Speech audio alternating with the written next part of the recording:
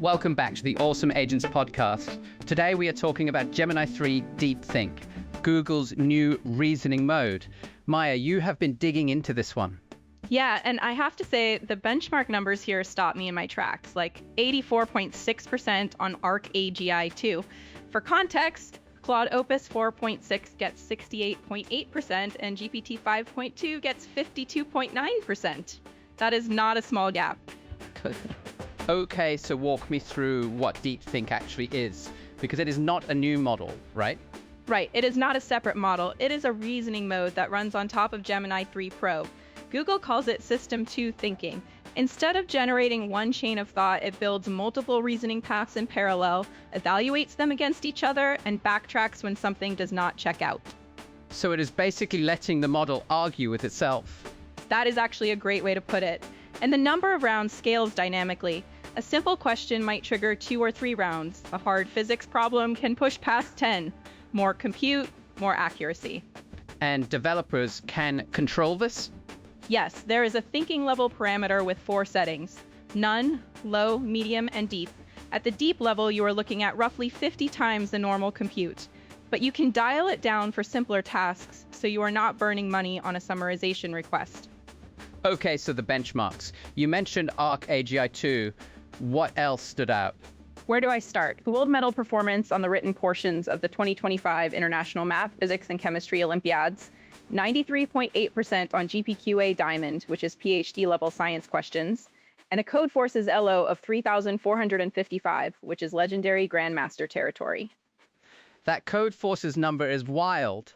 For people who do not follow competitive programming, where does that rank? Gemini 3 Pro sits at 2,512 and Claude Opus 4.6 at 2,352. So DeepThink is almost 1,000 ELO points ahead.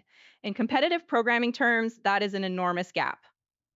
So is this just the best AI model now? Case closed? No, and that is the interesting part. It dominates reasoning tasks, but it trails on production coding. Claude Opus 4.6 still leads on Swebench Verified. GPT 5.2 gets a perfect 100% on AIMA 2025 math. And DeepThink is really weak on long context, only 26.3% at the million token mark versus 76% for Claude. So it is a specialist.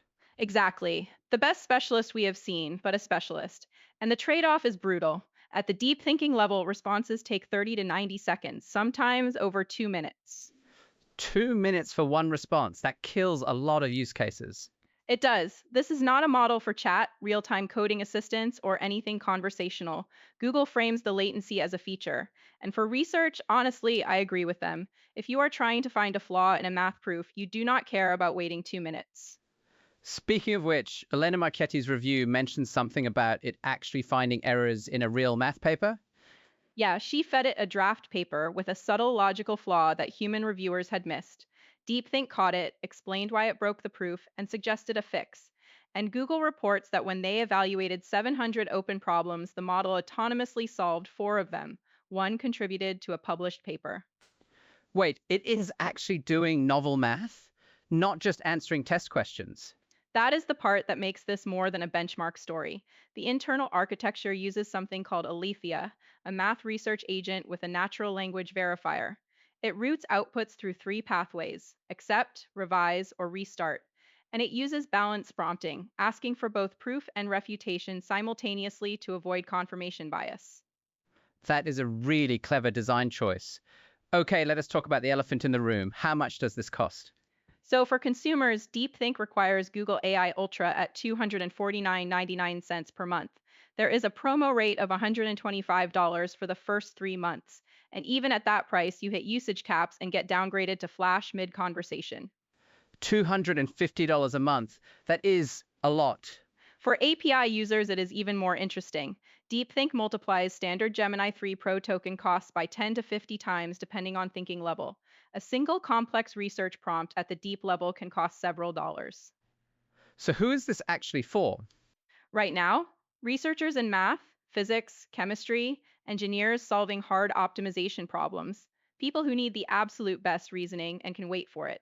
For everyone else, the smart move is to route hard problems to DeepThink via the API and use faster models for everything else. which is exactly what the tiered thinking level system lets you do. Right, and that might be the most underappreciated part of the whole release. You do not have to go all in on DeepThink for every query. You can be surgical about it. There was also the 3D printing thing. Elena tested it with a hand-drawn bracket sketch, and it generated a working STL file on the first try. That is the multimodal reasoning showing up. Vision, physics understanding, and code generation all working together. It is a glimpse of what these reasoning systems can do when you combine modalities. So big picture, what does DeepThink tell us about where AI is heading? I think the key insight is that Google is not just making bigger models, they are layering agentic reasoning workflows on top of existing foundations. Inference time compute scaling rather than training time scaling, and the results suggest that approach has serious legs. So the future might be more about how models think rather than how big they are. Exactly. And if costs come down, which they always do, this architecture could end up being the one that matters most. An 8 out of 10 from our review, and honestly, that feels right. Incredible at what it does, but not for everyone, at least not yet. Great breakdown as always, Maya. That is going to do it for this episode. If you want the full review, head over to awesomeagents.ai. Thanks for listening, and we will see you next time.